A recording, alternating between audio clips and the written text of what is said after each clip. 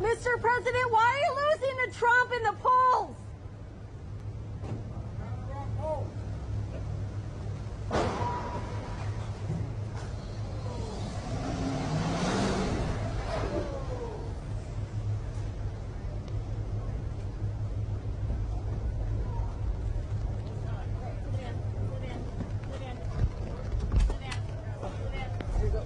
Careful, everyone careful. Get him out. Guys, get in your car. Get in your car.